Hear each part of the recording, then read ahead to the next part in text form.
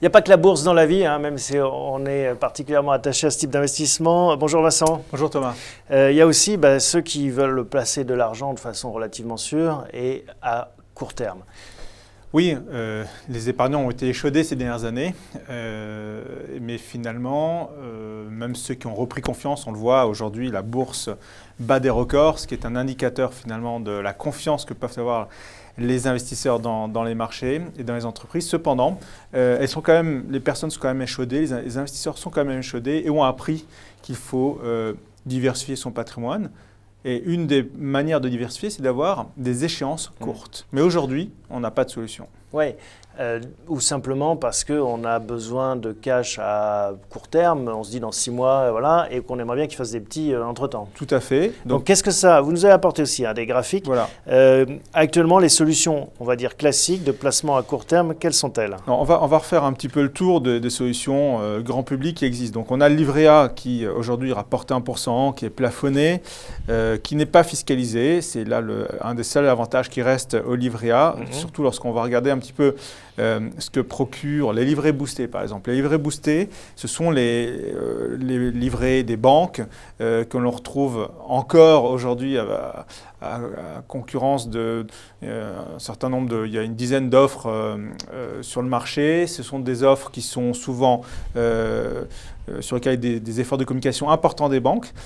Au dernier pointage, on est sur une moyenne de 1,5% taux servi en réalité. Le taux servi en réalité, c'est celui qui est après la promotion. C'est-à-dire que vous avez une promotion à 3%, mais qui dure que 3 mois. 6 mois ou 3 après, mois. on tombe à 0,8% en moyenne, ce qui fait que sur un an, on est à peu près à 1,5%. Et l'année d'après, on est encore en dessous. Et après, on est encore en dessous. Et alors là, la problématique, c'est que la fiscalité est très lourde. On est sur la fiscalité de l'impôt sur le revenu. Donc, quelqu'un qui, par exemple, est à 30% d'impôt sera à peu près à 1% également. Il sera à peu près à 1%, donc assez proche du livret A. Donc, difficile de faire mieux que 1% sur ces placements court terme traditionnels. Voilà.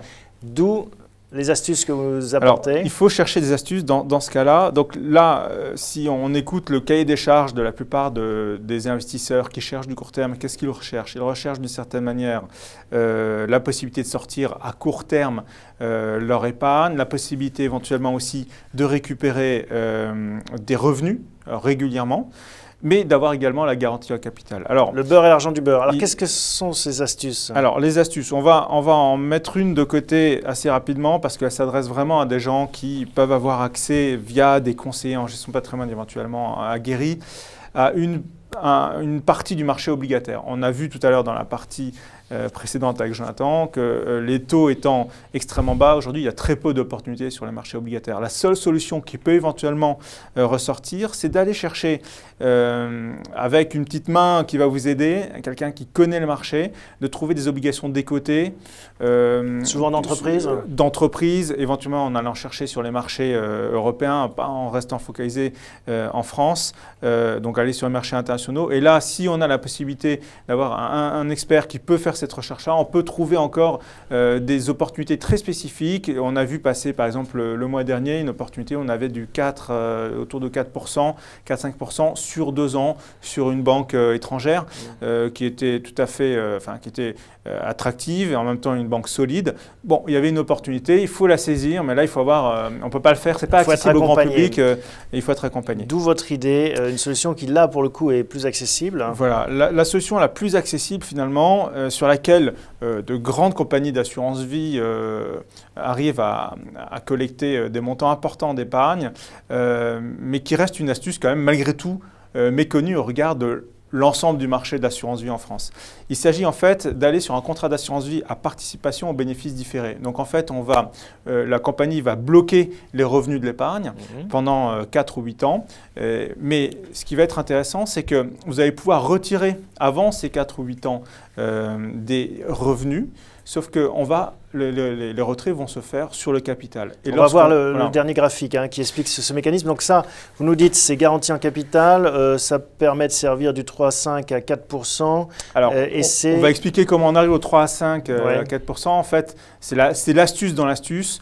Pour que ça fonctionne, pour avoir du 3,5 à 4%, il faut aller adosser ce contrat d'assurance vie à un fonds en euros qu'on appelle, nous, vitaminé, c'est-à-dire un fonds euro avec une poche action. On regarde du comportement des marchés cette année, il y a de fortes chances qu'on arrive là aussi à des performances très intéressantes en fin d'année. Et en fait, ce moteur va permettre de dégager des revenus autour de 3,5 à 4%, mais qui vont être, eux, ces revenus, ils vont être bloqués dans le contrat d'assurance vie. Et c'est ça l'astuce en fait. Donc du coup, ils ne sont pas fiscalisés. Ils ne sont pas fiscalisés parce que quand vous retirez du capital de votre épargne, il n'y a pas de fiscalité. Même si c'est avant les 8 ans Même si c'est avant les 8 ans. Donc là, vous n'avez pas de fiscalité. Par contre, au bout des 8 ans, lorsque vous allez récupérer la main complète sur votre contrat d'assurance vie, là, en cas de retrait, vous serez dans la fiscalité habituelle de l'assurance vie, plus les prélèvements sociaux. Mais là, l'idée, c'est quoi? C'est de se dire, je peux piloter mon épargne à court terme avec un moteur, et cette astuce-là, avec le moteur, le fonds euro vitaminé dans ce type de contrat d'assurance vie. Éventuellement, j'attends un an avant de voir ce que donne mon fonds euro vitaminé, et l'année d'après, je serai en mesure de décider moi-même du niveau de retrait que je peux financer grâce à la performance passée, à la performance de l'année précédente, et ça sans fiscalité. Ah, il y a quand même une condition, c'est qu'on ne peut pas le faire avec une enveloppe existante, il faut ouvrir un nouveau contrat. C'est un contrat spécifique qui n'est pas disponible chez tous les assureurs, il faut le trouver, et ensuite, une fois qu'on a trouvé ce contrat, effectivement, il faut en ouvrir un nouveau, ça ne fonctionne pas sur le contrat classique, il faut ouvrir, mais maintenant, rien n'empêche les épargnants de cumuler les contrats d'assurance vie. Il n'y a pas d'interdiction de ce point de vue-là. C'est très clair. Merci Vincent. Avec plaisir. À bientôt.